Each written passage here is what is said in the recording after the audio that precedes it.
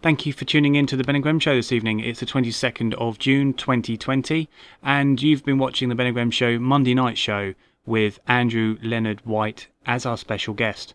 He has been on the show before, and we were pleased and absolutely grateful to have him back on again for a second time.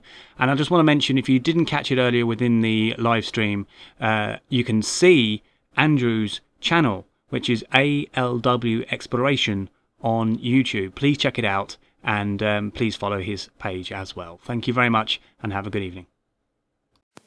Some viewers may find this disturbing. Viewer discretion is advised. Viewer discretion is advised.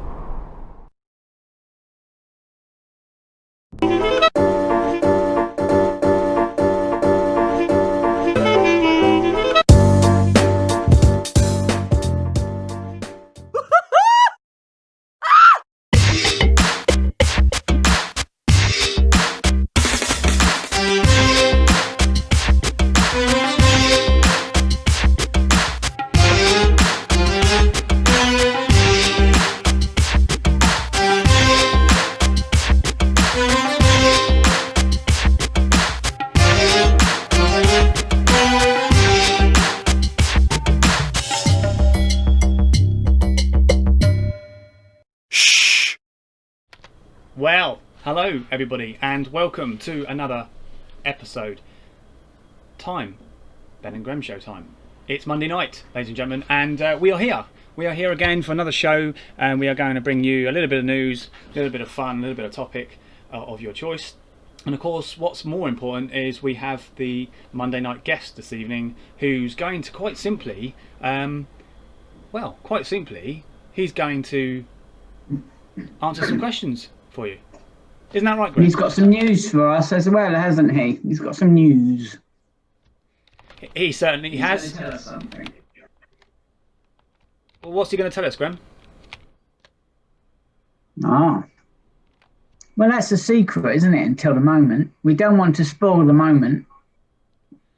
No, we don't want to spoil any moments, and that's exactly the case here. We are not going to spoil any moments. But no, we're back. You know, it's been great. You know, we're really looking forward to the show this evening.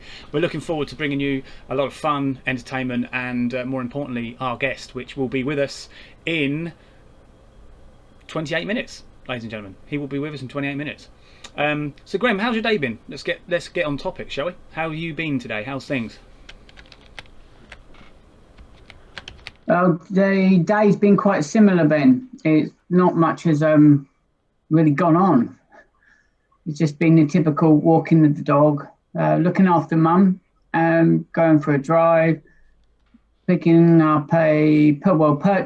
a jack for my condenser microphone, which I still have issues with, which I'm hoping will be rectified some point this evening. After the show, I'm afraid. So I do apologise, everybody, with regards to that. How about you, Ben? Well, yeah, a pretty quiet day. I came out of a meeting recently. We were talking about some really good ideas coming up to do with TV shows, actually. But I will not say any more on the matter because that would be giving too much away. But certainly, I'm really interested in the prospects coming before us, Graham. And more importantly, tonight, because tonight is going to be a very interesting night, Graham, isn't it? It certainly is going to be a very interesting night. We're going to try something new tonight, something different. So tell the folks, Graham, tell the folks exactly what it is that we're going to do differently this evening. What have you got for us? I mean, do you want to start with something? Well, we are going to try and follow the current news via a Pacific program, news program. So, and from that, we're going to pick up some topics, and then we will be taking some questions from you guys. Brilliant. So, quite honestly, then, Graham, it's going to be something that's happening in the now, then, isn't it? Which is quite beneficial, isn't it? Wouldn't you say? Yes, it's live and in the now. So we're trying something new. So bear with us. So we hope that is going to be good. Good. That's exactly what we want. We want a bit of good, ladies and gentlemen. Right, so yeah, I hope everyone has a great evening. It is Monday evening. I hope people are having a safe journey home. If those of you are travelling to and from work, or from work, if maybe you are finished round about now, I hope you have a wonderful evening. Please do join us. Please do join us and drop a like or two. Maybe share the page. That would be terrific. We would be most grateful if you could do that for us. And more importantly, yeah, please engage. I mean, ultimately, that's the most important thing. You know, getting involved with us, getting us on various topics that you decide, of course, it's a subject for you that want to get to the bottom of, whether it's something you can't get your head round, or whether actually it's just something that's going on in the news, and yeah, you just want to get it off your chest, as they say, Grem.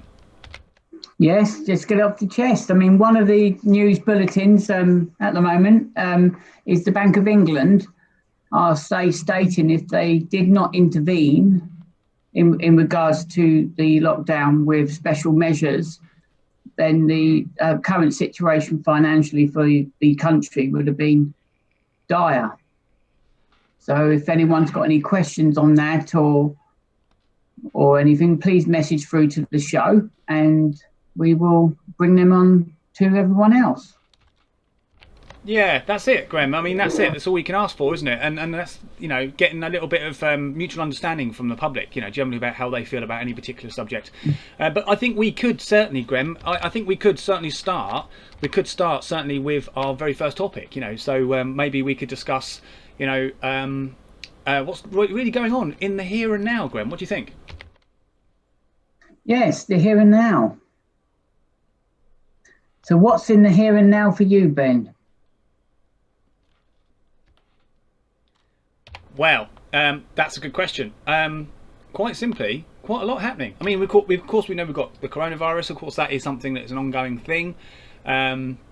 We are certainly talking about how we should be going forward, particularly when we understand that lockdown is relieving. So, of course, we've got zoos and fun entertainment areas starting to relieve the pressures.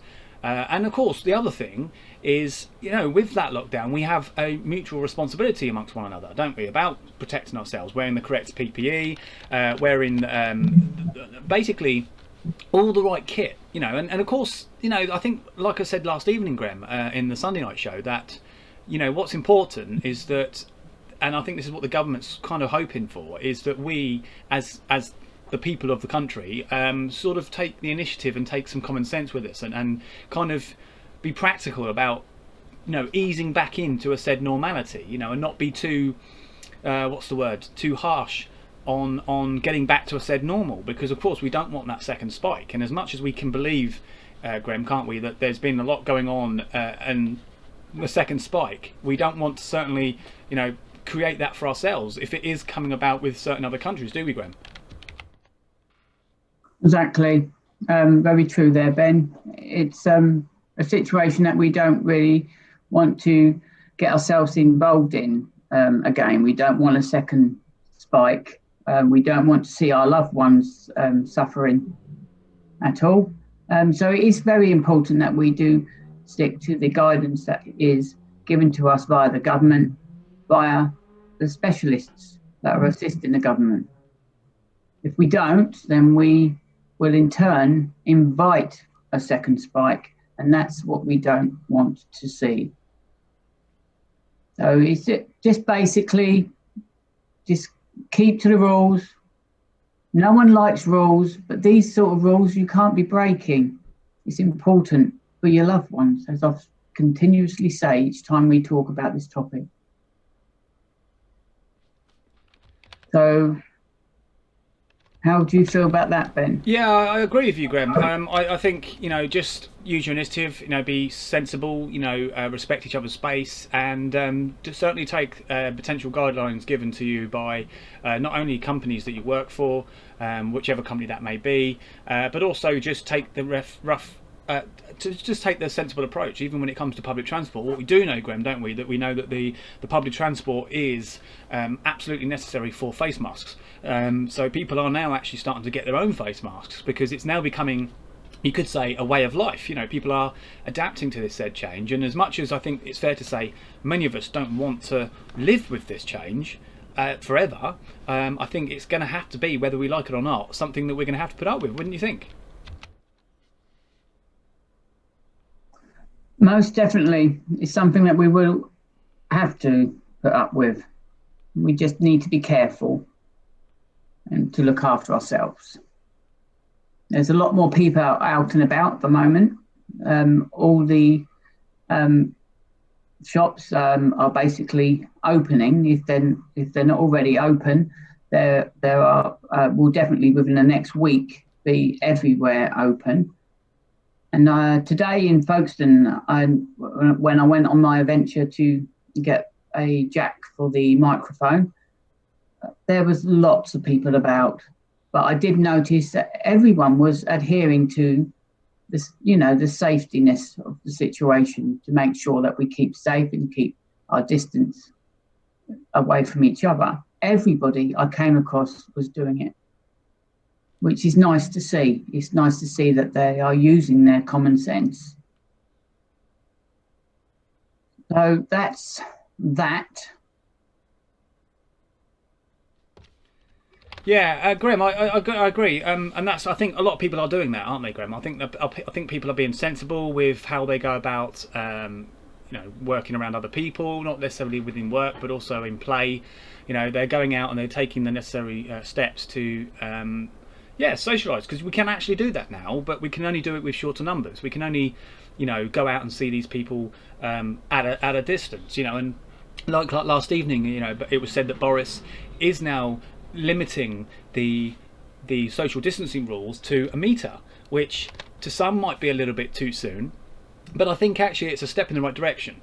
But again, I think actually there are ways that we can go forward and actually protect ourselves further. Now, there is actually an app. Well, actually, it's not an app. Tell a lie. It's actually a Google service, which actually is being provided as we speak, Graham. And of course, what that does, or what that enables you to do, is you can actually go into your Google settings in your phone. So presuming you use Google as your main phone browser, you can actually turn on Bluetooth and you can actually get COVID-19 updates. Now what that is it works on Bluetooth. So basically I'm not entirely sure how it works, but from my understanding how it works is that if you pass somebody who has been subject to COVID-19 or they've said to be tested, that can actually then flag up on your phone. So you will get an alert which will say, you've been near somebody that's had COVID-19. Here are the following steps we believe you should take.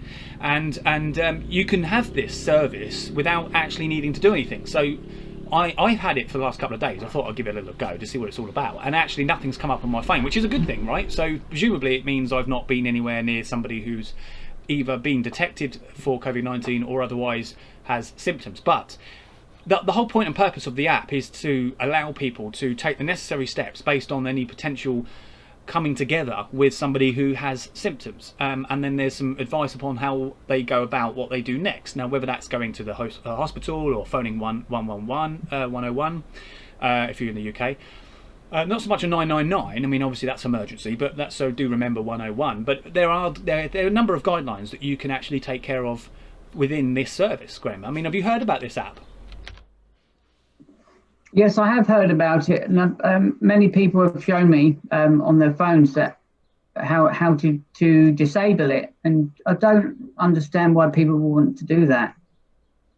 Their main reason is that they don't want the government to know exactly where they are and what. I mean, we're in the middle of a pandemic. Does it really matter?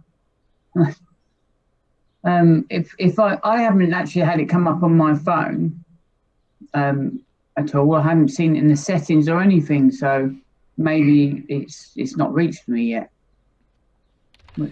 Yeah, I think Graham, I think it is something that's becoming open to everybody. I mean, I'm not entirely sure how it works as such, but it's a feature that's been implemented into the Google search engine. So I got confused because when I was told about it initially, I was told that you had to go into Google settings. Now I'm thinking, is it on a browser or is it within your phone?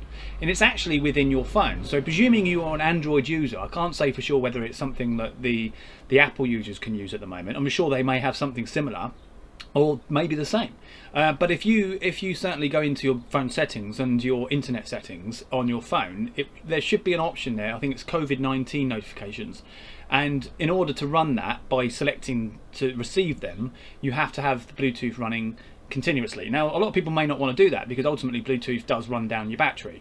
But on the instance of getting that said information, then it will only be beneficial if necessary. Maybe if you're going out, if you know you're going out or you're going to be around others, then maybe it's worth having on. Not maybe so much when you're at home, because the chances of actually coming in contact with people as far as your phone service is concerned is probably very limited. So it's worth having a look at, guys. And Graham, I think it's certainly something to look at. It certainly is something to look at, Ben. Most definitely, something to keep people aware. Yeah. Now, Graham, just before we go further, I just wanted to. Well, we shall go further. I wanted to talk about something that's going on at the moment, and in the news in particular. And right now, and it's not just something that's now. It's actually something that's been going on a while. It's the Windrush scandal, which is something that's going on and on and on and on. And of course, there appears to be some news about this at the moment as we speak. And what's the views on this, Graham? I mean, it's a very, very tough subject, isn't it? It is. It's not just a very tough subject. It's a very sad subject. It's quite sad that we're having to discuss the situation. It is worrying. It's worrying for all families, and to be told that we want you to come here to help us rebuild United Kingdom after Second World War, to then be told that you are nothing. You're not a British citizen. And it's not good. It just handled totally wrong. It's something that got left behind. It's an action that consecutive governments should have taken post them coming, after them arriving. Someone in the government should have taken action. And it's only taken until recent times for it to actually be brought up, and it's just pretty sad that we're in this situation. Just a lack of foresight, of common sense. I mean, we rant on, don't we, about some people with lack of common sense to do with social distancing, and when we've got people in government and in power that represent us, and we are meant to believe fairly well in them, to not actually foresee common sense. And it's ridiculous, totally ridiculous, Ben, isn't it? It is, and Graham, I totally agree with you. And there's something else as well. There has been some news just in that there's a second suspect that's been ascertained due to the Reading terror attack. Joe Ritchie Bennett, his name, and he is known to be 35 years of age. So they are, Graham, slowly, you could say, picking up valuable information and actually dealing with those and bringing to justice, which is good. Yes, I mean that is good news, and shocking news as well, because it was only a few hours ago that they were saying that it's a lone assailant. It was a lone assailant that had been brought into the situation by a stay in prison. He's been indoctrinated into it, which is quite a sad way things are, really, isn't it? Yeah, absolutely. It most certainly is, Gwen. Absolutely, most certainly is. And that's something that, we have to sort of take a step back with, isn't it? And kind of reassess and understand and get to know the heart and soul of why these things happen. You know what I mean? It's sad. I mean, we need to try and get in the minds of those that are not victims, of course, but we could say the villains, as to what motivates them. We've really got to, as a country, we've really got to, work out what it is that's creating such, hardship for them to react or let's say respond in such a way. It's hugely sad, and of course, when you think, Grem, isn't it? We're in this situation where we are a country that's full of very like-minded people. We're a Christian country. We're very close in a sense of who we socialise with from a day to day. We are open-minded and very global in a sense of who we have at this country. We have very multiculturalistic values and views of and comings together, so it doesn't make any sense. That is the good thing about this country, isn't it, Ben? It's the good thing that we are very welcoming, and so when you hear and when I hear that we are a racist nation, to me that is just car wash. It's nothing. But yes, there's going to be some people out there with some faults, but we are a loving nation. We are a loving nation, and I think this is why I think certainly like you, Grem, people like myself as well can get very frustrated and very downhearted with the rhetoric that we seem to have in the UK at the moment. This rhetoric that somehow we don't get on, and there's a divide between race and nations, and all this. It's nonsense. Now, I'm not even going to suggest to believe it's something to do with Brexit, because I don't believe it has anything to do with that at all.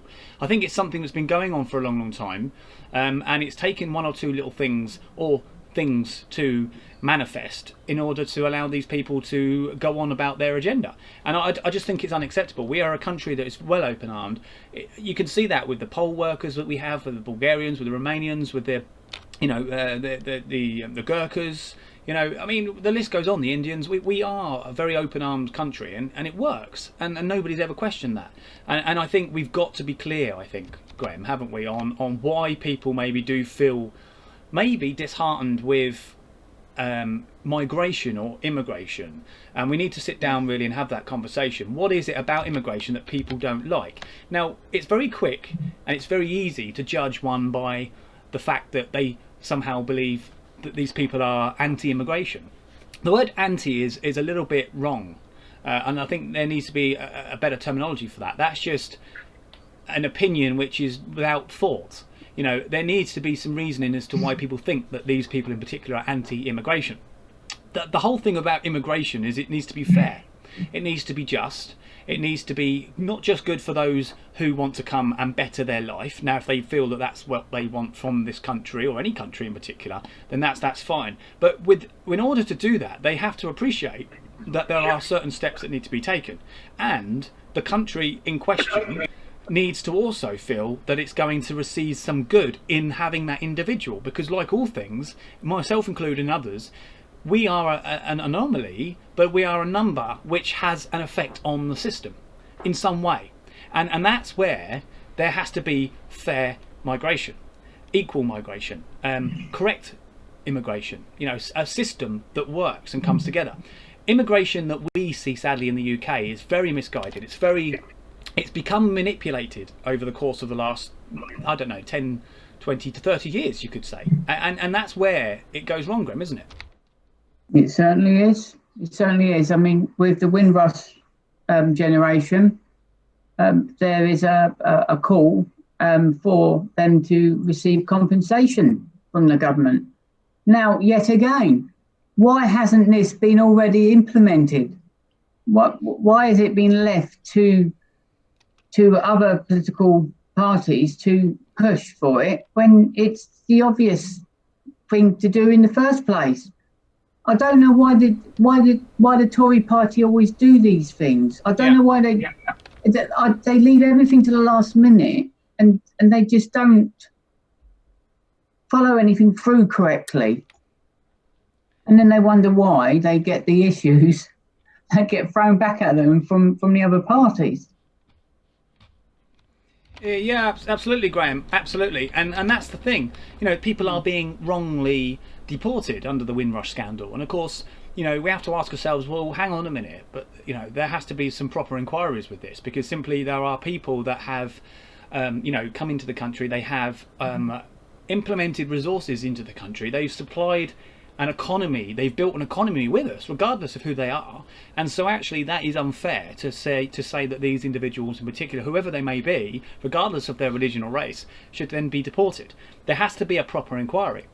And you can actually agree with, many Labour MPs on the subject, because being an advocate of somebody who wants proper, fair immigration is not somebody who's anti-immigration. It's somebody who is wanting a system which works. And currently at the moment the UK system doesn't work, and so for that reason it's not being anti, it's being solutional. It looks solutional, Graham. It's being willing to look for a solution, Graham, wouldn't you say? Most certainly, Ben. Yes, definitely. Well, that's it. I mean, I think that's pretty much topped that subject off. But yeah, it's a very ongoing subject. It's been going on for a few years, hasn't it? I mean, it's something that's naturally affected many people for many, many years. It's not something that's it's old hat news, but it's always continuing news, which is important as to why I think we should, be in the position to talk about it. Graham, we are really fast approaching our guest this evening. Yes, we are. We are, and I'm like you, very excited to have him on board. I would say again, but I don't want to let anything out of the bag, Graham. No. So we will be seeing our guest in due course, ladies and yes, gentlemen. Yes, I would say I think it's a cheese and cracker moment, but a cheese and cracker moment, Graham. Come on, I think there's a joke coming on here, isn't there? No, I'm just hungry. I'm hungry. I made some cheese and crackers, but I'm not able to eat them yet. Right. Okay. Well, that's what happens, Graham. You get involved in stuff like this. You become a co-host to an astounding show, and you find yourself too busy to do the normal things in life. But at the end of the day, it is what it is. We have to make sure we eat, ladies and gentlemen. All right, you need to keep those sugar levels up. Isn't that right, Graham? Yeah, exactly. I hope not just sugar levels, nutrients and stuff. Have we got no one in? Have we not got one in? No, I'm wondering if we have any questions in, any viewers' questions. We are getting a few viewers in. We haven't got any questions at the moment, Graham, but we will, I'm sure, once our very friendly guest is with us, and he is in the waiting room, ladies and gentlemen, I can confirm. Oh. So we will be with him very, very shortly. The weather, ladies and gentlemen, just a topic which doesn't appeal to everybody, but we'll chat about it anyway. It's going to be good tomorrow. You probably weren't in any illusion to believe that it wasn't going to be good. It's going to be great, actually. In fact, it's going to be warm. It's going to be 14 degrees for everybody in the southeast. That's no good to you if you live in London or maybe Scotland, or isn't that right, Graham? 14. No, it needs to be at least about 18, doesn't it, temperature wise, to have a nice day. 14. Yeah, 14. It should be nice indeed. So for those of you that are working, I am sad to have to tell you this, but it's going to be a warm day. Graham, just a few facts. A few facts about the COVID-19. So the virus can be transmitted, we know, through droplets. So if you sneeze, cold or hot weather doesn't affect COVID-19, and it doesn't certainly kill. I say affect. It doesn't kill the virus. Let's be clear on that. The virus can last up to 72 hours, which many of you will probably know already, which is quite an astonishing amount of time. If just picture that a day later, and you touch an area that you're touching for whatever reason, and next thing you know, you've picked up the virus. That's a long time for a virus to stay active. But Graham, we did find out yesterday, didn't we, that that there was an Italian professor that we quoted on the last evening's show that actually believed that the virus was actually becoming a lot weaker than it was once thought at the time of which the virus was killing innocent people. So Graham, that's good news, isn't it? Yes, it certainly is, because the scientists believes that the virus isn't mutating, and normally viruses do, and that's why you get like a second peak as such, and it's when you get the second peak, it's with a lot more force. But for some reason, this virus isn't mutating, which is good news. Yeah, absolutely. Absolutely, indeed. Well, it is that time, Grem. We are at that time now where we will see our guest, Andy White, ladies and gentlemen. We will bring him in. And we're looking forward to this because actually we had him on the show before, Graham, didn't we? And he was terrific. He's certainly somebody who is involved with a particular, now I'm going to say hobby, but you could say it's a lifetime thing because there's so much you can do with this particular involvement, and it's something that we, aren't we, Graham, are particularly aware with, and I hope the viewers also will take great interest in this. So without further ado, we'll bring our guest in, and please welcome Andy, everybody. There he is. Here he is. Hello, Andy. Hello. Oh, you've had a haircut. So without further ado, we've just got to wait for Andy to join us. He's on his way. He's in the air. He's had an haircut. He looks good, doesn't he? Yeah. He's Well, hey, you've had a haircut. I have, yeah. No comment. Well, Andy, my wife did it. You look good. Yeah, you do. It suits you. Yeah, I mean. Thank you. Is the video all right? Oh, the video's good. You're looking good. It seems fine. Yeah, I'll put on this one. Yeah. Hello, everyone. So I'll put that on silent. So, Andy, we've got Andy with us from ALW Exploration. Is that correct? Is that right? Have I said that correctly? That is correct. Hello.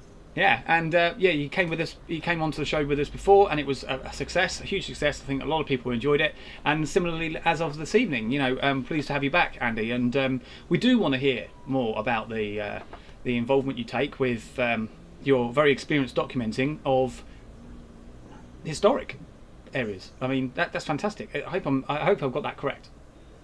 Yeah, it's something I'm very passionate about. It's I treat it as work. I treat it as it's not a hobby to me. It's something that I'm very interested in, and yeah, it's something I do when I'm not at work. Yeah. So it's great. I've got a lot planned. The current situation has made it a lot harder to get out there, but yeah, good things are coming. So, Andy, will you be able to tell us, because you had a video recently which you put up, and I'm not sure whether it was just before the lockdown actually, but it was a video where you were at now I'm going to speak very naive on this subject because I'm not even sure where the place was, but you might be able to pick up on this. It was an area where actually you walked to, but you could actually be cut off by the sea, and it was a really interesting video. Do you know where I mean? Yes, Burn Point. Yes, that's it. Burn Point.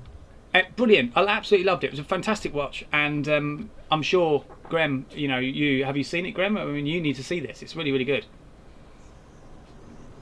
No, I need to be honest. No, I haven't, and I apologise that I haven't seen it, but I will take a look. But it's a great place. The Yorkshire Wildlife Trust. A lot of credit is owed to them because Spurn Point as a military establishment closed in 1957, and it was just left derelict, and nature started to take it back. And the land's always moving there because it's on sand and silt. There's concrete on top, but it is just based on sand. It's not on bedrock or anything like that. And the tide's always changing the area. And the bunkers and the installations, and especially there's two large bunkers there for naval artillery guns that were completely buried, just lost, gone and grassed over. And the Yorkshire Wildlife Trust dug them out in their own time, in the spare time. And a lot of credit goes to them because that isn't really what they do. They look after wildlife, not military installations. And they dug them out because they were interested. They had some old maps that they found at the place, at the site. They had like a site plan. And they were like, well, there's a bunker over there, and there's a telephone exchange in that big mound. So they dug it out literally by hand, and they're slowly restoring it. So it's a really, really interesting place to go. It's after this virus has gone, members of the public are allowed to go, and they've actually got a big truck Can't remember what it's called, but it's like a big four tonner, and it's got all seats in the back for pedestrians. Members of the public can pay and go on a guided tour, and we'll take them down in the truck. They're really good day out. But That is quite interesting, isn't it? Are you thinking of going back? Then I will do at some point, yeah, because what makes it really interesting is there's still actually 2 bunkers that are completely buried still, and a searchlight. They used to have searchlights for the aircraft to spot them, and then the guns would train in on them and fire at them. But there's 2 searchlights that are still buried, and the YWT were digging them out, but obviously they would have had to have stopped now. But they'll be, give it a year, and they'll be available to explore and look at. And this is because they've been sealed, they haven't been trashed. They are an actual time capsule and natural time capsule. So it's a really interesting place to go. Yeah, it certainly is. Yes. It kind of reminds me, Grem. I don't know if you've ever been there, and Andy, you also. Obviously, you would have been involved with. Who's the individual now? Ian, of course. How could I possibly forget? Ian, and Ian Stead, he with his channel, he and I once we went down to I think it was St Margaret's, because actually down by St Margaret's Bay, there is actually an area called or referred to as Canterbury Caves. And I don't know if you've ever heard of Canterbury Caves. He has done a video on this, and you actually can crawl through. But interestingly, the similar situation is that if you go to the cave, you have to be particularly mindful about when you go because of the sea, because you can actually similarly be cut off from land if you're not particularly careful. So you have to bear all this in mind. And it kind of reminded me, you know, Andy, of that. And I don't know, have you ever been to this area, the Canterbury Caves, with Ian Stead or? No, no, I haven't. I would like to meet Ian and Chris after this. Yeah. This has gone. I don't want to keep saying that, but everything's on hold because of the current situation.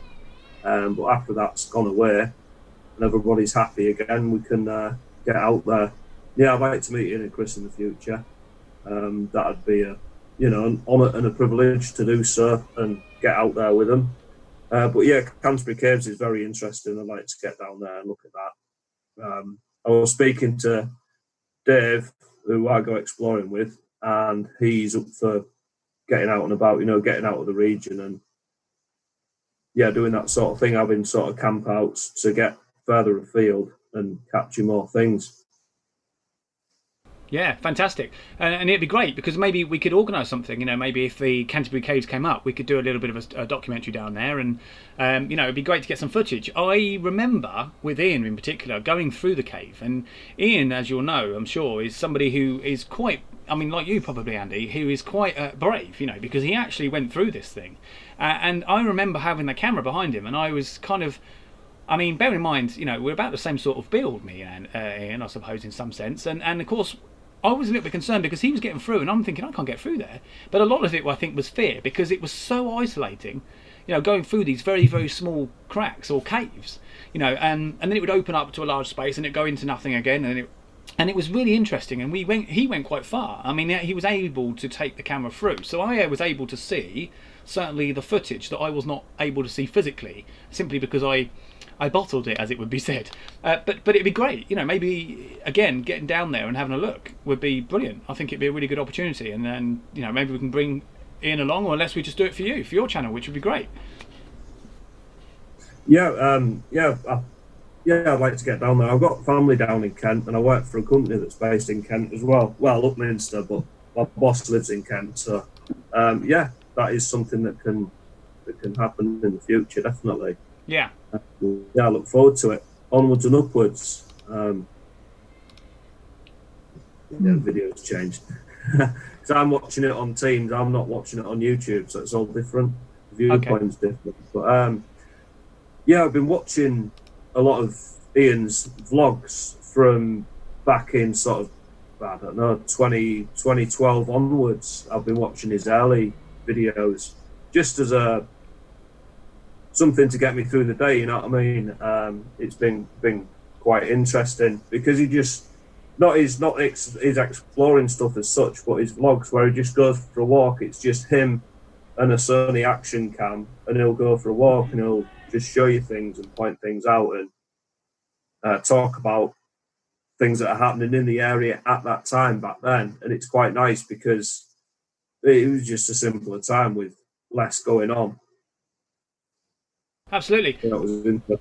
It's the kit, though, Andy, I'm really obsessed with. It's the stuff that you use to get the footage you use. I mean, you know, you're not going out there with a simple handheld, basically. You know, you've got some really good stuff, and it's really interesting. And it kind of, Grem, you'll agree, doesn't it? It kind of really inspires you to want to do it yourself. You know, all these really good gadgets. I mean, I'm a gadget person myself, and I love working with technology and things like that. So, you know, it's great to see these quality videos that you're putting up, like yourself and Ian in particular. And you know, I think it really does put you in the mindset of the physical being there. You know, even though, of course, we're not fortunate of being there physically with you, but it does make it rather interesting when you see the amount of equipment you've got and what you can do with it. Yeah, for me, quality rather than quantity is something that I'm passionate about, and getting the video and the audio quality, and then more recently the stability of that video. Because what I was doing before, I've got I'll just grab my camera. One moment. Yeah, it's really interesting. So Andy's just grabbing his camera quickly, and you know, here we are. Pardon me, I'll just get rid of that. It's Windows, you see. This is a Canon 90D, and it's got image stabilization, optical in the lens, and then it's got digital stabilization in the body. But when I was particularly Spurn Point, a lot of the footage I noticed there, because I was walking in Wellington boots on soft sand, all the technology that's in this was undone by lots of movement. So there was a lot of up and down movement. It's mainly side to side. And when you're doing that, because this is a 10 to 18 lens, so the view angle's really big. So when you move it a little bit, it's moving it like that. You're moving 15, 20 degrees, which is, 6 inches on the edge of your screen. So it's moving around a lot, and it doesn't make a good video, and I didn't like that. So I got one of these recently from DJI. Now, these make drones and little cameras themselves. Jamie Dench has got which is, can't remember what his channel's called. Dench was here. He does really stable footage down in Kent. And he's got the Osmo, DJI Osmo, but I bought the larger one, which is a full-size gimbal for the SLR camera, which goes together like this. And then that creates a stable platform that runs on gyros, and then the camera fits on top of that. So I just walk along holding that now. And it's got a little joystick to adjust it, and then that holds the camera totally stable. And that's making better footage. That's my last 2 or 3 videos have got this in use on them, so they're a lot more stable. My really early videos were shot on a GoPro, which is this one, this GoPro 8, and it's got the media mod on it. How this works, the reason my really early stuff was stable is because what GoPros do is they take a really big image, like A3, and then they crop when it's moving around, they crop the center part that isn't moving onto like A4, and that's the image you see. That's why these are really smooth. They're so clever. Because sometimes if you're shooting with these, and you put it down on its tripod, the image will keep moving even though the camera's not moving. That's because it's recentering itself. These are good, but the audio's not the best on them. I've got a video going out on Thursday 4 o'clock on YouTube, where this is in action because this is more for bad weather and underground, and the wind gets in here and it gives it that roaring noise. You can really hear all the weather on this. Whereas the microphones on this are fantastic. This one, these are the best. The inbuilt microphones on this are the best camera microphones I've ever found. You can get extra ones that go on top, the Rode professional microphone. I've tried one of those and I actually sent it back because it wasn't as good as the inbuilt ones in this camera. Right, I see. That's interesting. Yeah, it's about the only thing I've ever bought that I didn't like. I always do my research, and that just, it wasn't for me. It might be maybe for wedding photography or something like that, where it's all inside and calm. But when you're in a castle or in a tunnel or down at Spurn Point where there's sort of 30 knot crosswinds, it was no good. It was just like you heard everything. You know, you had all the birds in the background and that, whereas you're trying to narrate and it's just no good. Interesting stuff. Yeah, it's brilliant. I mean, I think it's amazing. Like some of the kit you can get. I mean, it's like the noise. That's a problem with recording, isn't it? Because you've got to be so careful about noise, and if you've got the right setup, you can actually make that to a minimal, can't you? Which is what you want, particularly if you're around by sea. You know what I mean? It's so you couldn't do it with a standard handheld camera, could you? Well, if you're just starting up, for someone who's just starting up, a mobile phone's as good as anything. You know, most smartphones have got a fairly good camera on them. Yeah.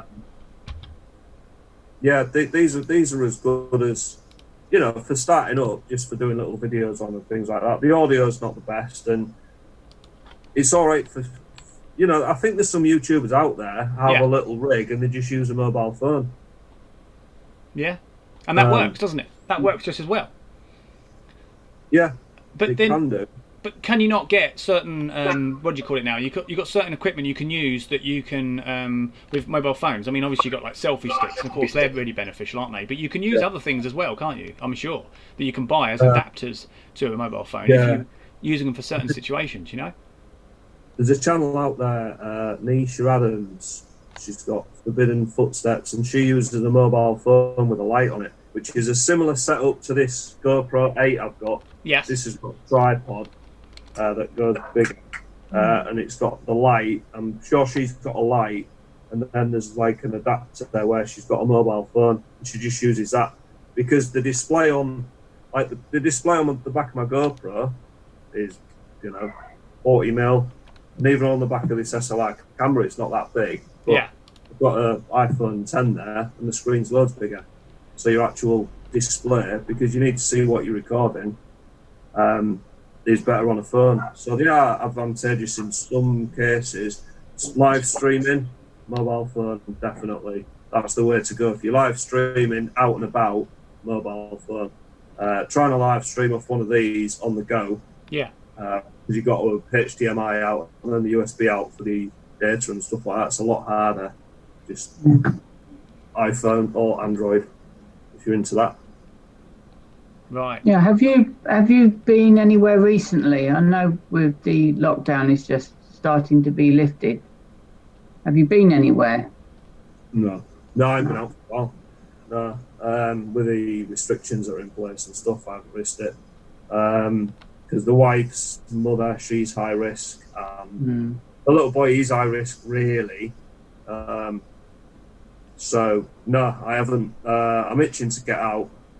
I thought, out of all of the things that I used to do before this situation, I love the pub. I thought I'd missed the pub loads, and it hasn't bothered me at all. I'm having a beer now, because this is like a virtual pub to me, so I thought, I'll have a beer with Ben and Grem, Yeah. But I haven't missed the pub at all. I think I missed the gym the most. Definitely missed the gym the most. And then very, very shortly followed by exploring. I've been doing little bits. I did a video that went up tonight about my new Mac, but I just did that in here. Yeah. But actually getting out there, no, I've not been anywhere. for. You're getting ready though. You're getting ready for it all. Oh yeah. I mean, the bag's packed. Have you got like a list of places that you want to go to? Are they in order? Yes. A list of places that you wish to go. Have you guys heard of the Auxiliary Corps, Special Duties Auxiliary Corps? Yes. From the Second World War. Yeah, I've heard of it. Yeah. Yeah, I have as well, but I need a little bit more info on that. Now, they were part of the Home Guard, but they were a secret part of the Home Guard. Yes. They were nicknamed Churchill's Secret Army because it was drafted by Winston Churchill and his military advisors in the late 30s, early 40s, when they were thinking Nazi Germany was going to invade the United Kingdom. The Home Guard had special divisions, and they were selected people that were gamekeepers, poachers, people that could live off the land. And they built special bunkers for these people. SD bunkers are called. All over the country, they built in excess of 1,000 of these bunkers in little woods. And the idea was to gather information on the invading forces and to cause as much disruption as possible. And by disruption, that meant assassinations of German commanders, the people that were in charge, pick them off, snipe them. But it was also the British people that could help the invading forces under capture. So the local police sergeant, they had a hit list of, right, if they invade, we will give an order. When the order is given, take these people out. And it was headmasters of schools. The local headmaster of my high school back in the 40s, his name was on it. Police sergeants, things like that. They were all on this list. Even politicians were on it. Politicians that they thought would probably side with the Nazis, they were on this list. Yeah. But luckily, they never invaded.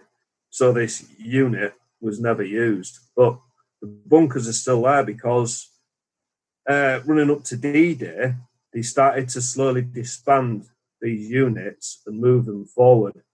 And a lot of them went off to D-Day, and the bunkers just got left because, sadly, a lot of them perished, and some of the people went from the area where they were based in the Home Guard, so they never went back there. So a lot of these bunkers were literally forgotten because nobody knew they were there in the first place. Only the 10 or 15 men of each little bunker, because even they didn't know where the other bunkers were. Because they just weren't told. It was don't ask, don't tell is a common motto in the MOD. So these bunkers were just lost, and I'm slowly trying to find them. Yeah, that's really interesting because, we know certainly about bunkers. We know that they can be scattered around the country, up and down the country, and a lot of them, thankfully, are accessible. You can get to many of these bunkers, but there are certainly, as I say, ones of which you mentioned that people maybe simply don't know about, which is exactly why, like yourself, Andy, we need people like you that can go out and get this stuff. It's not always widely broadcasted, and they are really interesting because they have a lot of history. I mean, not just do we know certain bunkers were used, in World War II or even World War One, but actually they've been used in other areas of military intervention, warfare, or otherwise, as well. So that's what makes bunkers quite interesting, with the amount of history a particular bunker can have. And they weren't just used for a certain said means, were they? They've been left, which I think is great. That's what history is all about, isn't it? Preserving history. And I think that's something I think you and the likes of Ian and people like yourself that go out there and do this work can really push on and get people really engaged with.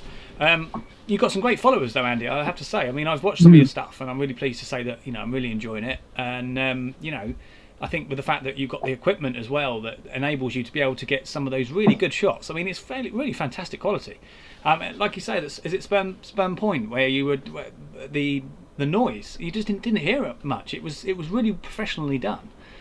Graham, you need to see that. Graham, you need to see that particular shot that Andy put on. It's really good. Yeah, that was a 3-part series that I did because it was I think it was getting on for a 4-mile walk just Yeah. to get down there from the mainland, because it's a peninsula. There used to be a railway on it. It wasn't connected to the mainland, and the purpose of the railway was, in the First World War, was because the roads were terrible in that area. You know, the way before motorways or anything like that. Sorry, it's hay fever. It's firing up. Because I live near a lot of fields, and the hay fever gets me on an evening. It's that sort of weather, though, isn't it, Andy? At the moment. Stuck in the house, hot and muggy. Yeah, there was a railway, and it was to get the munitions from the jetty right on the bottom of the span point up to all the gun emplacements, because there was artillery all the way along. Because of the way it was positioned. So they had a railway, and a lot of that is still there, but you'll be walking along, and the railway will cross you at 45 degrees, and it will show how much the land's changed. Wow. How much it's moved. Sadly, a lot of it's washed away. Some of it's in the sea. You can, when on low tide, you can actually make it out. You can make out a straight line. And you think, well, that's the railway. Wow. You know, you can pick it out. It's quite interesting, isn't it? It would be nice, if possible, if you can place up the links and for us, and we can put them on our page for you. Yeah, sure. Yeah, three parts. You said, wasn't it? In 3 parts. Yeah, 3-part series. Yes. Yeah. I'm just looking at the screen, looking at the comments. Yeah, absolutely. It'd be great to see. Really would. Yeah, I'll put the links up. Thank you. Yeah, I'll do that after, because I can't multitask. And I think also it's a point to reference others as well. So any of you that are in the group page of the Ben and Grem Show, please have a look. Maybe Andy, if you don't mind, maybe popping some of the material up. I mean, obviously it's readily available on YouTube, so maybe even actually put a link up for the viewers so they can take a look at their own time. But no, it was really interesting. I mean, it really is something. I mean, when you look at today in TV and itself, it can be quite depressing, and it can be sort of can run you down a little bit, get you down a little bit. There's so much going on in the world, and not all that good, and therefore it's nice to see that there are things out there that people can watch, that they can enjoy and actually understand, and take their minds away from the everyday news that we are, you could say, subjected to. Graham, wouldn't you agree? No, I totally agree, Ben. We could do a lot more people like Andy, going about and showing us parts of our past and that are just disappearing before our very eyes. Yeah, that's why I'm doing this. I am doing it for the reason I'm doing it is because I want to document it. I want to visit it myself and photograph it before it really is gone forever. Up until very recently, and they weren't supposed to do it, because I've checked with the local parish council and they didn't have permission to do it. There's a local builder, a national one. There was a Type 22 lozenge box, which is a pillbox to machine gun post in the village where I live, and they demolished it. They just bulldozed it and got rid of it. And I went down to video it the day they'd done it, and the digger was still there. Yeah. It annoyed me, because that's gone forever now, and that was from the Second World War, when there was an RAF station, and that was the last remaining part of it. So that's gone now. Right. And I don't have any photos of it, because I've never took any, because it's so close to where I live. I thought it'd be there forever, and it's not now. It's gone. There was also an SD bunker. Right. I knew where it was. In the 70s, it's a bit of a legend story, but in the 70s, apparently some children went in it, and they found a box, and they pulled this box out and they opened it as some adults were walking past. They pulled it open and it was full of grenades that were live. Wow. Wow. One squad down there, and they took it all away. But that SD bunker, again, was still there until a couple of years ago when it was developed, and they just bulldozed it, got rid of it. Another thing, but I didn't used to have a camera back then. No. So. Well, it's a real shame as well, because you could have, if you maybe had have done, you could have, shown that transition between it being there and, of course, being, as you say, bulldozed, and you could have seen that timeline, I suppose. But I mean, is there anybody else, do you know, that may have a bit of footage on that, interestingly enough? I mean, do you think, I mean, there must be some footage out there on this, prior to it being bulldozed, I would imagine. Yeah, there is. There's a guy, he's on Instagram, I've spoken to him a couple of times. He's lives in Germany, he's a German. So he's been over here and he's done a similar thing. He called himself the Honda Wanderer, so he just went everywhere on a motorbike. He had maps and he just photographed everything. Wow. He's got some footage of it, some photographs of it, just from the ground level. He didn't go down underground, but at least he's got some stills of it. Yeah. Back then, digital SLRs, big cameras like this, these up until 10 years ago, they didn't do video. Just with digitalization, they can now. But back then it was what was called a 35mm film, which took 33 shots, I believe. Wow. Memory, and that's all you could do. Whereas these now, I mean, this has got 128 gigabyte card in it, and you can put as many of them in, use as many of them as you want. So on a shoot, that'll do 2 hours, and then put another card in, do another 2 hours. Just keep going, and they're only, them cards are, I think they're £27 on Amazon. That's not bad. So the high speed ones that you can record 4K straight onto them, and they don't buffer or anything. It just goes straight on. Cool. That's great. So it's raw footage, isn't it? Yeah, I think for the technical people out there, the 150 megabits a second. Wow. Well, just a piece of interesting information about raw footage. I mean, I was talking with you, wasn't I, Andy, yesterday actually, just after we filmed the Sunday night show, and I was talking about just how raw the footage of last night's show came down, and actually it was 100 grem. It was 168 gigabytes. However, I think it was something like 2.5 hours long, mind you. But even still, 168 gigabyte. That was significant, and it was just as well, actually, that we had enough space on the hard drive, because I thought to myself, this could get really awkward. If I run out of hard drive space, then it's going to corrupt the file, surely. So, yeah, I'm assuming it would have done that, Andy, wouldn't it? I mean, if it had got to a point where it couldn't record anymore, it would have stopped, but it would have probably corrupted the file, wouldn't it? It wouldn't have been able to have finalised it. Yeah, it would have corrupted it. Yeah, I've had that before, where that camera, I was importing it using Windows onto this laptop. Which is it's down there on charge, but I've got a Panasonic Toughbook that I've sort of rebuilt, 2 terabyte solid state hard drive, 32 gig of RAM, Windows 10, runs really nice. But I was importing 4K through a USB lead using Windows, and it kept corrupting the files, and I didn't know why. And it was the actual Windows couldn't process that much information that quickly. Wow. Its code couldn't do it. So I downloaded the Canon app, or the Canon software for Windows, and it runs it a lot better. It just goes straight through. But again, I've stopped using that because I've got a Mac, which is I've got an unboxing video on my YouTube channel for the Mac, which is a good bit of kit. Thank you, Apple, because I've got I'm a key worker, so I got blue light discount. I got NHS discount on it, which was considerable. So yeah, thank you to Apple UK for doing that, because you didn't need to. But thanks. Brilliant. Well, yeah, I mean that's great. To be honest, Grem, I think it's great. These unboxing, you see those online, and they are really, really interesting, aren't they? How they come about. Really, really good. Love it. Ben.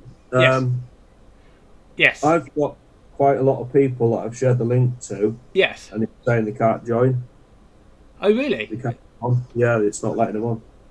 Is that on the... Right. Okay. Yeah, I'm sharing links out to people direct off Facebook, and it's saying that they can't join. Well, that's a shame. Is that the Facebook page? Yeah. Yeah, I'm sharing it out. I wonder why that is. I don't know. Yeah. Share now, like it's public. That's really sad to know.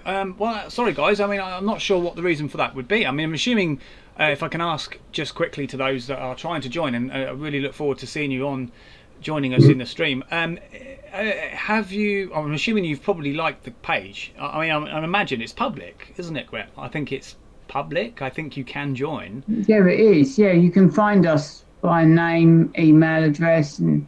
However, now that's a good question, Graham, because if the gentleman's trying to, let's suggest he's trying to find us via YouTube, would I be sure in saying? I mean, of course, we have a YouTube channel, the Ben and Grem Show channel, but it might be that all I can think of is that it could be that he's maybe trying to find this live there, because actually this is direct to Facebook. So unless he's on the Ben and Grem Show page. That's the link, the actual Facebook share link. You know, when you've got, like on mine, I've got the like button, comment and share. I've clicked share, copied the link, pasted it, and he's saying it won't let him join. These 3 people have all said the same thing. Oh, that's a shame. I've reshared it, so see if they come on. Apologies, everybody. That's really strange. Yeah, because the file is public, so hopefully that can be resolved quickly. Peculiar. Yeah, I've been a dodgy hyperlink. Yes, I've redone the link and it's gone up. So yeah, hopefully we'll get some. Yeah, hopefully we will. I mean, we have got a couple of extra viewers come in, so I'm hoping maybe. I think I had a bad link. Must have been a bad link, but it was a share. Yes. Clicked share, copy link and pasted it straight into Messenger. It didn't seem to work, so I don't know. Okay, we'll keep an eye on that. Well, thanks for mentioning it, Andy. And again, all help goes to you for previous shows as well. We've had a couple of little hiccups here and there, and you know, it is coming together. I mean, I think, you know, we can say for sure now that we are going in the right direction, Graham. Wouldn't you say? Wouldn't you say, Andy? Just about. Technology is a wonderful thing. This camera, got a camera down here. One moment. This is a GoPro 7 White, great camera. I did nearly a 2-hour shoot on this onto a 128 gig card. Yeah. Just finished the shoot, pressed stop recording, it came up SD card error. I lost the full shoot. 2 hours just gone. And it was because it turned out after quite a lot of frustration and things, I was formatting the cards, you know, to clean the cards. I was formatting them in the GoPro software, in the camera, and that wasn't good enough. It was somebody on GoPro's forums, not a GoPro member, just a customer, but he's had similar issues, and he found low-level formatting the cards on Windows, where it cured all the problems, got rid of all the problems. And I started doing that, and credit to that person, can't remember his name, but yeah, these cameras have worked lots better since doing that. So if you're viewing and you've got a GoPro, when you come to format your cards, do it in Windows and low-level format them. It's part of the thing. It's a quick format. You unselect quick format and click start. It takes longer, but just go have a cup of tea or something, and your card will work a lot better. I don't know why, it just clears it and it runs so smooth after that. Because before I used to get buffer messages and things if you're recording 4K on these. Okay. You don't do that anymore. It just flows straight in. It runs so much better because of that. But yeah, 2-hour shoot gone. Wow. Just because of that. Just because I was formatting it in the wrong way. Right. So technology is great, but it can bite you. So that's really interesting, folks. I mean, actually, it can be said for most things. So anything that you have, any particular technology, a device which enables you to use the likes of an SD card, for example, do that very thing, full format. Yeah, because actually, I suppose really there are, quick format, like anything quick, is rushed. I suppose that's the idea of it. You know, it's a quick thing, clear it. You know, but even if it's clear, I suppose you still want to fully format it. Does that actually, Andy? Does that improve the quality as well, or potential quality that you might get from it? I mean, when you said buffering, I mean, did it affect how the view or the picture was? Did it come through rather grainy before maybe, or did it come a lot smoother, or does it just work a lot better in general? It works better in general, yeah. Just the functionality of the camera works better. I was getting where the camera was just turning off. I did a review on action cameras, and that was one of my main gripes about GoPros at the time. Was they just seem to do their own thing. Particularly the GoPro 7 White, you'd be halfway through a shoot. I only use this as like a backup camera, you know, like a secondary camera, where you have like a primary camera and then this is just like a secondary view. Yeah. It just turned itself off. It just stopped recording and turned off. And it was so frustrating because you wouldn't know, because it doesn't, you know, because I have the sound turned off, so it's annoying. Yeah, it just shuts down halfway through a shoot. But low-level format in the cars just seems to have stopped that from happening. So, yeah, top tip from whoever that person was on the forums. Thank you. Yeah, now this is another thing, isn't it? This is why it's so good. Not only to basically have good friends in the community that are following your page, but also they're willing to want to help you because they enjoy your stuff. They want to help you with any areas of topics that they've picked up over the time. And of course, it's a good way to communicate, and you can find so many different things out. So it's good to engage with people in a community, and whether it's about, you know, exploring, or whether it's about a show, the Ben&Grem Show, or even just a forum. You know, even if there's a talking shop, Graham, you know, like a talking shop forum, you can get so much from so many people without necessarily realising it. I never even knew that. So Andy, a big thank you to you, and I'm sure the guests will feel the same over that information. I never even understood, actually. I'll tell you for why. I never understood why they had two functions, whether it be a full format or a quick format. I never really understood it. I always thought it's kind of like, I don't even know if this exists, but it's kind of like having a full defragment and a quick defragment. Does that even exist? But I'm thinking, well, actually, isn't it better just to do the full thing, right? If you're going to do something, do it properly, as they say. You know, it's if you've got the option to do it. You know, if you want it done, do it the best you can. You know, so yeah, there is a good reason for why maybe they have those features. Then I'm just trying to think, Graham and Andy. I'm just trying to think what a quick format would have benefit to. Then, if of course, in the instance of cameras or technology, certain technology, it hasn't maybe got the benefit to. I'm talking maybe it's just a quick thing, maybe, you know, like literally just put files on and go off somewhere with, you know, maybe. Since I've learned that, I've never done a quick format since. I just low-level format them every time. My only concern with that is if it reduces the life of the cards. What if you fully when format? it's on its way out, it'll just stop working, and it's usually at the end of the shoot when you've got loads of info on it. So is that if you quick format? Is it doesn't do any good, or is it full format?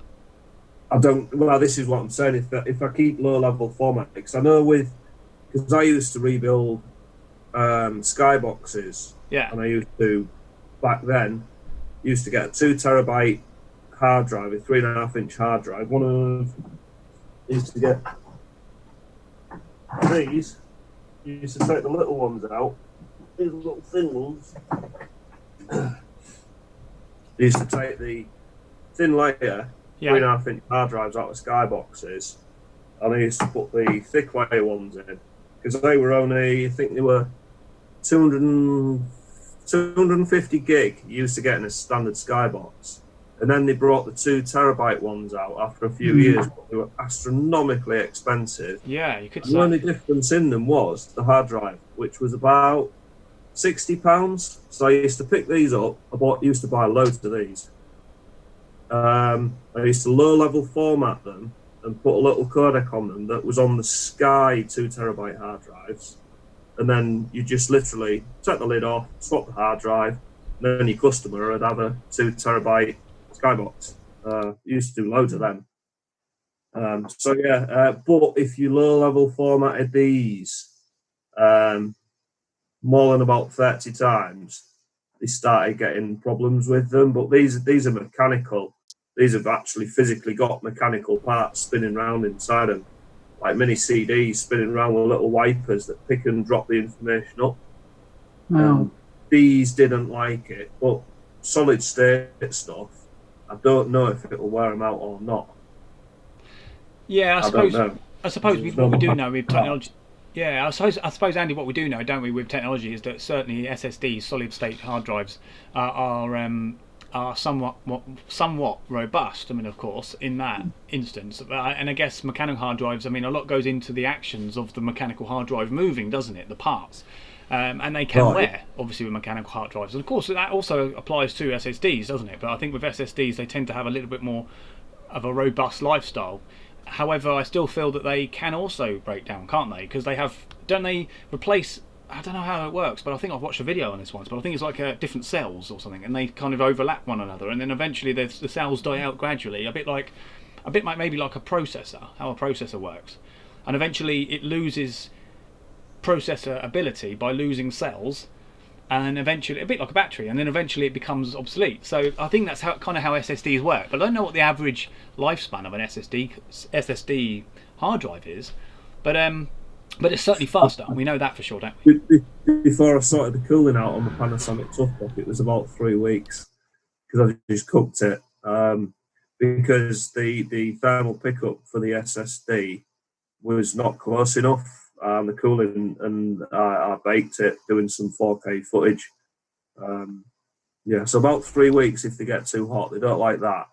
But hopefully, with the right cooling, they'll last years, 5 years plus, hopefully.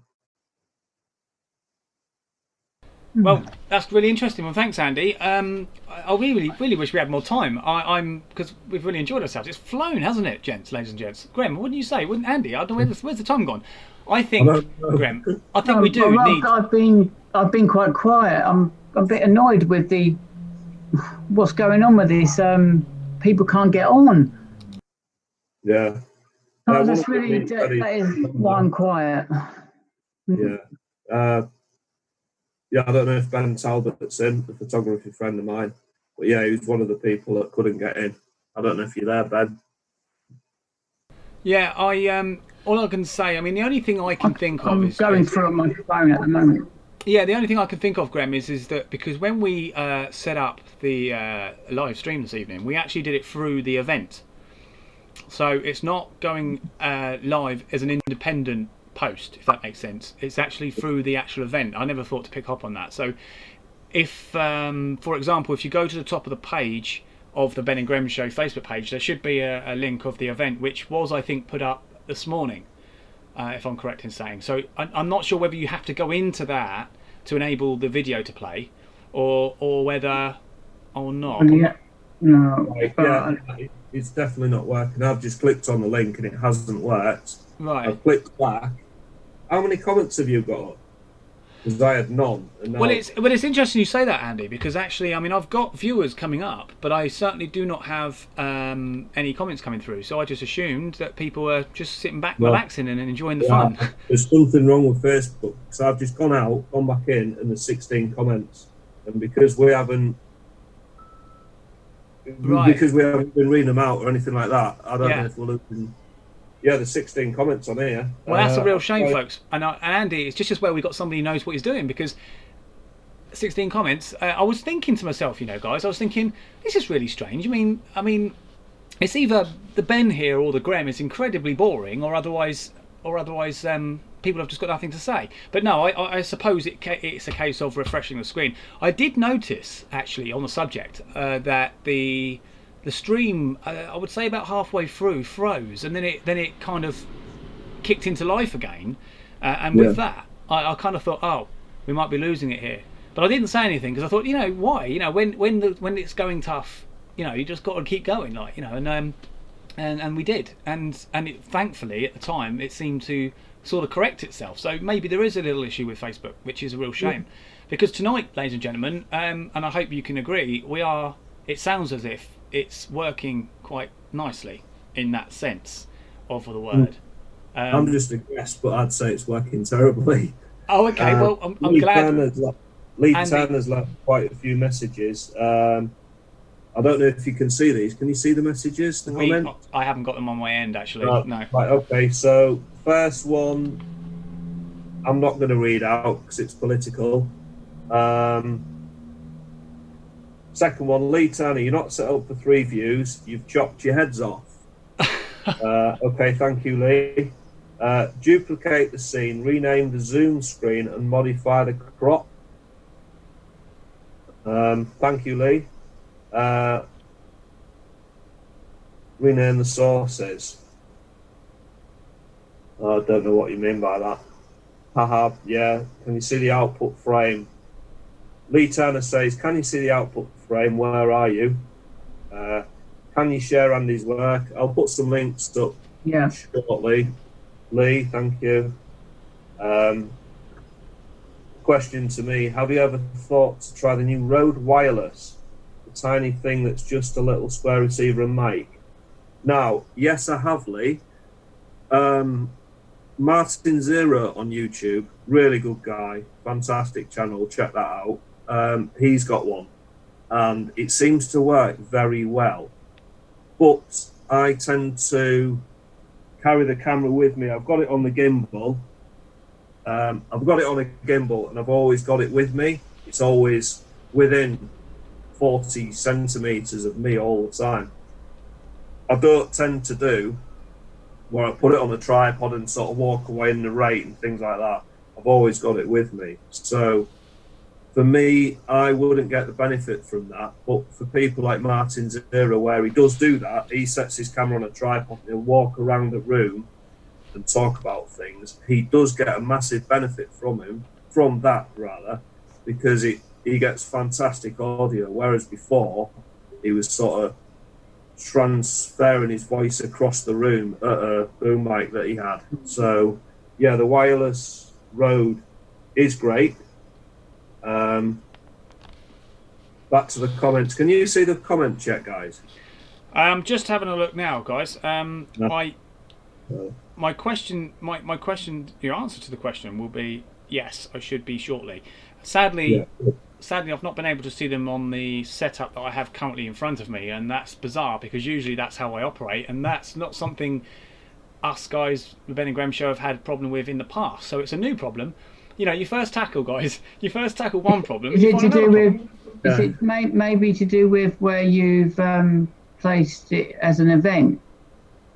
Well, yeah. Lee Turnus, sorry to interrupt. I've got carry on, Andy. Yeah. That's fine. Oh, go ahead. No, please go ahead. Go ahead. The answer's literally on the wall, which is here. Ben, you have to rename and create a new source. I don't know what. Yeah, that means. Yeah, you're absolutely right, Andy. I know what needs to be done. The problem is when. I mean, the system works, right? I can tell you now, it does work. I know it works. The OBS system, we'll talk a little bit about the setup, shall we? So the OBS system, Stream OBS, actually it's called. You can actually get OBS Live, you can get OBS Elements as well, but that's for another day. But certainly the OBS software is what is used to throw our image across to Facebook, which of course then we are then streaming to live. The problem with OBS, or certainly the problem we're facing now, is that there are two types of shows we do. The Sunday night show, I'm not blaming the tools or anything, because it's not the tool's fault. It's just something I need to rectify. So on a Sunday evening, we have obviously the Ben and Grem Show, Sunday evening. It's just me and Grem. And of course with that, we've got what we call scenes all set up ready to go for that. What we don't have currently set up ready to go, which should have been by and large, is when we have a Monday night guest.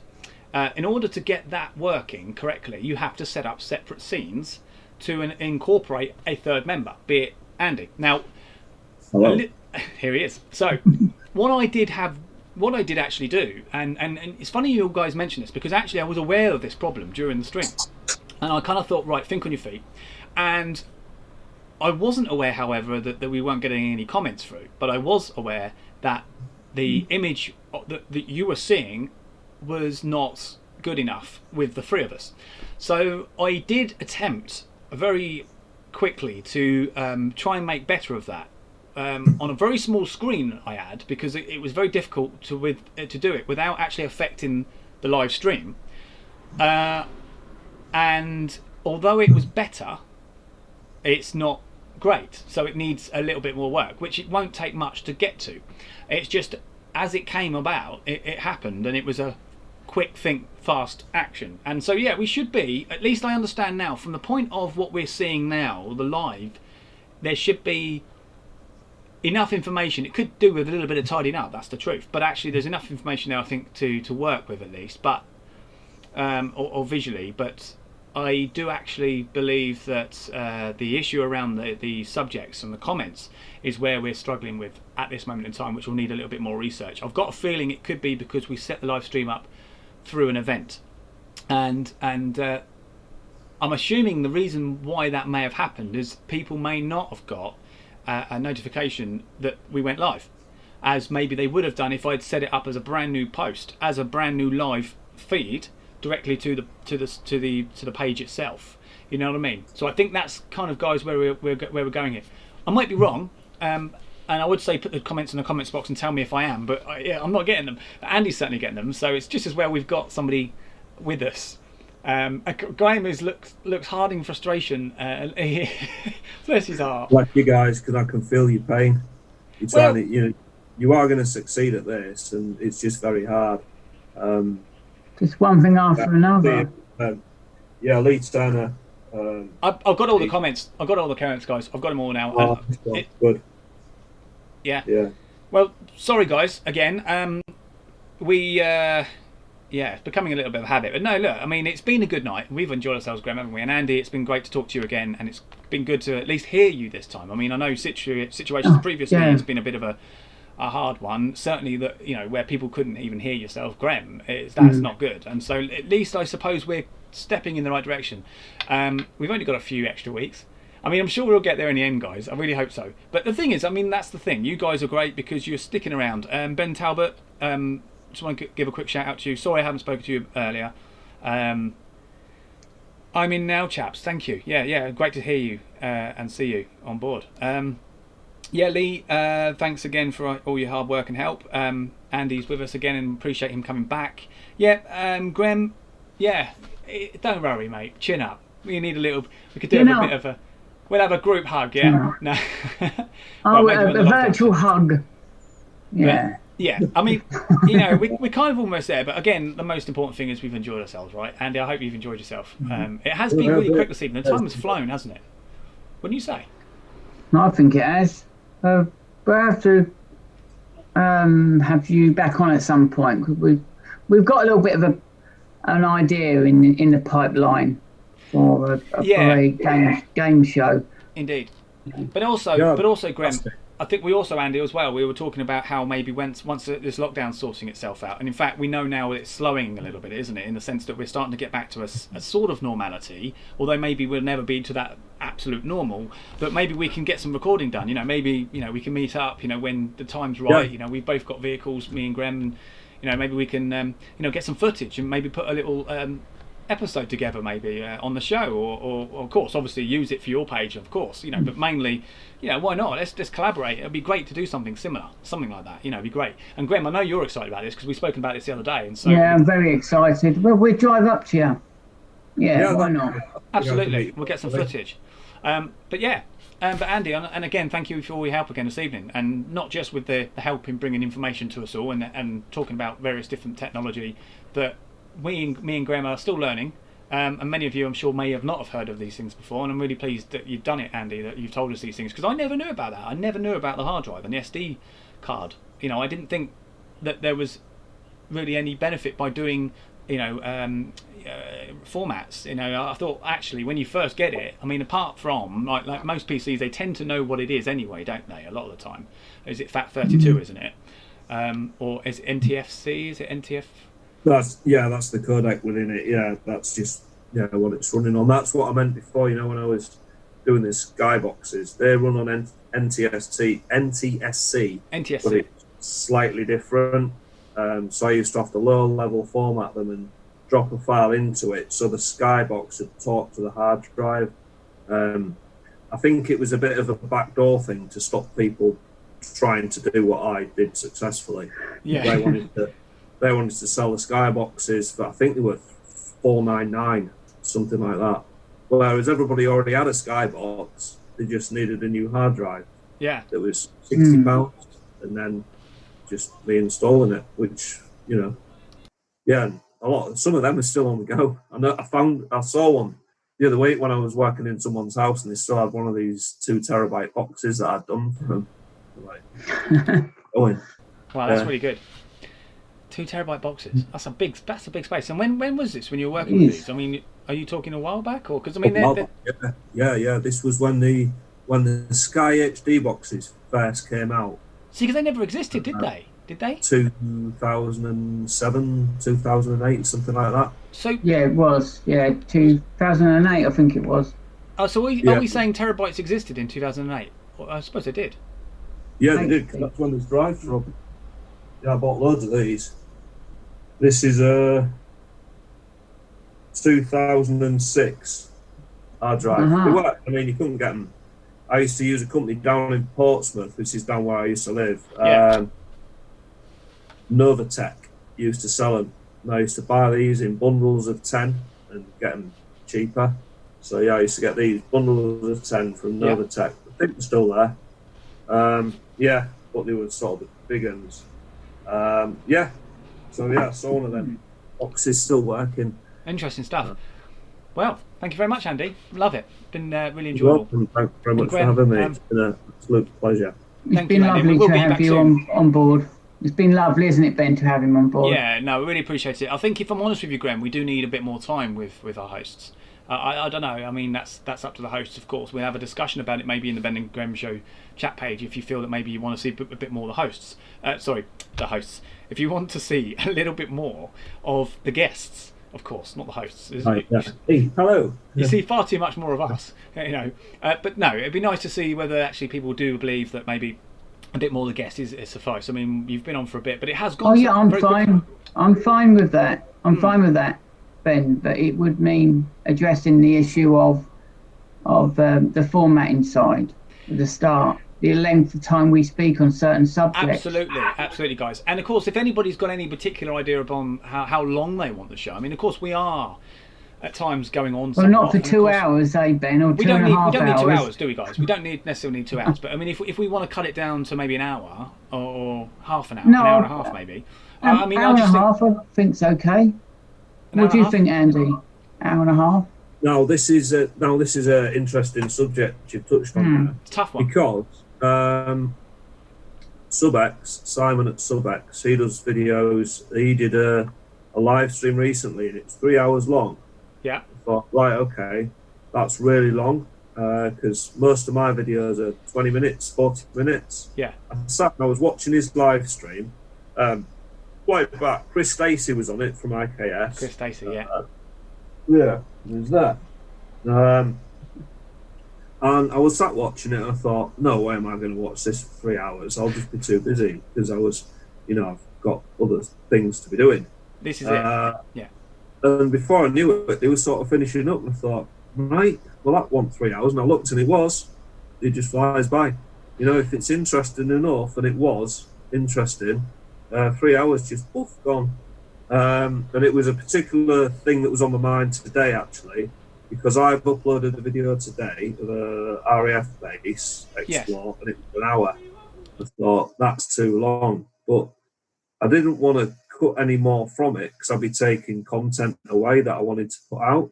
And I just put it up, and it's doing fairly well. So, wow. Yeah, especially at the minute, because no one can go to the gym or the pub or anybody else's house. So yeah, I think at the minute, people need entertaining. It's a thin line, isn't it, Andy? You're right. If it's entertaining enough and people are engrossed in what you're doing, I suppose you can go on as long as necessary, you know, until people have had enough. You know, they'll go if they've had enough, you know, and I think that's where you go. But I think all the while you've got viewers, I think really you keep going. I mean, this is the thing. I mean, obviously that does come down to a number of different factors. But I mean, we've done, Graham, haven't we, with the Ben&Grem Show from the very beginning. We've done, I think we did a few shows that are about 3 hours long, and we did a couple that are 2 hours.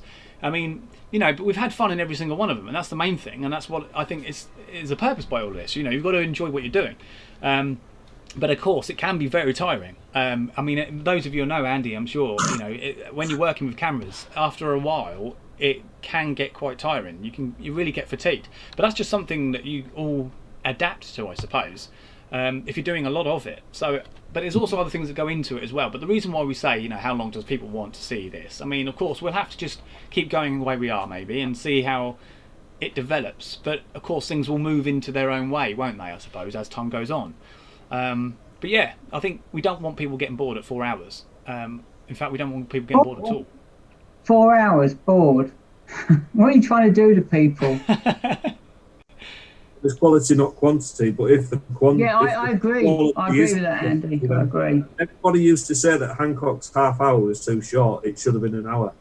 And everybody said that for years. Yeah. And the things that going on to viewings, the things that have actually, and I mean this is from the bottom of my heart, there's two things on that wall there that have actually got me through this time, because I've found it pretty hard. It's PE with Joe Wicks. I haven't done them live because I'm at work, but I'll do them on the night. And Ian's vlogs, they've actually got me through it. And then watching you guys on the Sunday, Monday. I don't watch TV anymore because I just find it irritating. Yeah, I don't watch TV. I don't watch the news. I just watch YouTube. I am going that way, Andy. I find it very well. Anyway, we don't want to go into politics, but yeah, let's just say it can be very hard to stomach some of it. So I have to say I do follow things, but there's other ways in doing so. You know, I like to read headlines. I think that's a good way to pick up your news, and also you can select what news you want to understand. You watch the TV, it can be very one-track minded. Not I say one-track minded, but it can be very, there's a certain sort of idea that they've got. Whereas if you look at your phone and you look at different ways of different media, you can actually look at what's going on in Australia or anywhere else, and if that's what you're interested in. So that's why the internet is so interesting, because you can actually learn a lot of things through that alone. But no, Andy, it's been great, and it's funny because now it's getting quite interesting, and there's people coming in as well, and Andy's in with us. Lee says, just to pick up on a point he's made recently, he says that of course Andy does very similar, very different sort of filming, to what Lee does. Lee works in a lot of theatres, whereas Andy, you're sort of out and about. I suppose you do also stuff inside as well when it comes to certain filming, whether it's indoors, I suppose if you're in a certain location. But that's an interesting point, isn't it? So I suppose with that, you're going to need different equipment for the different situations, aren't you? Like maybe whether you need different lighting and things like that. It's all going to become a factor, isn't it? Yeah, sure. I've just had to refresh that because I didn't even know people were. So there's something definitely wrong with, I think it's actually Facebook, because I ain't getting the comments up at all. But yeah, Lee's saying, different style of filming to me.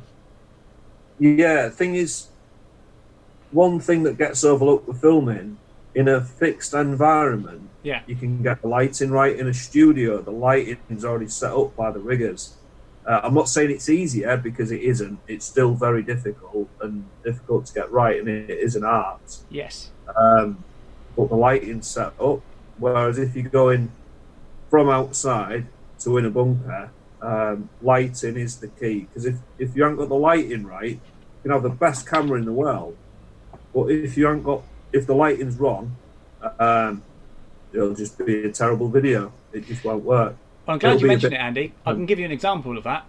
Now, you, Andy, will know about green screens, and of course we know somebody that knows about green screens. In fact, Lee in the chat he does work with green screens. Now, I've got this green screen behind me, guys, and it shouldn't flag up your own failures, but I will say that actually, similarly, issues around lighting is what I'm experiencing, because as much as I've got plenty of light here, you have to get the balance right, and you can see just by my footage, actually, not to knock it too hard, but you can actually see there is a little bit of difficulty within the corners with the green screen. But these things are come together, and we do have some lighting on the way, ladies and gentlemen. So there you go. So things are coming together.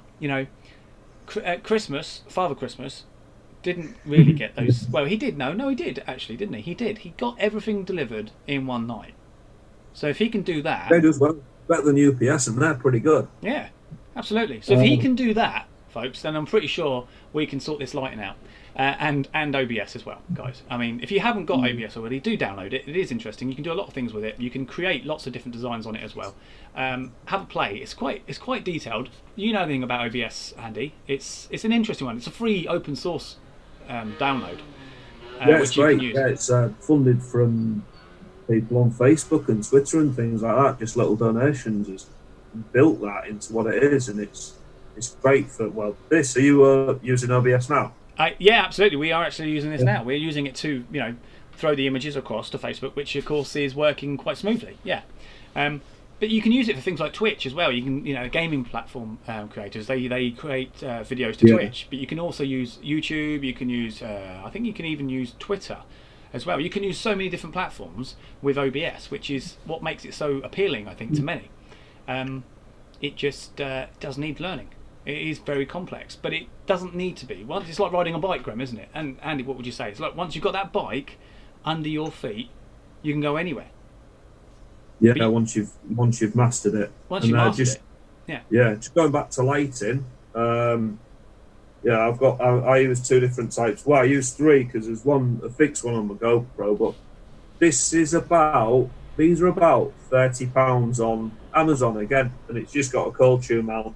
Oh, this is actually set up for my gimbal. That goes on the side of the gimbal there, but there's a cold tune there, and there.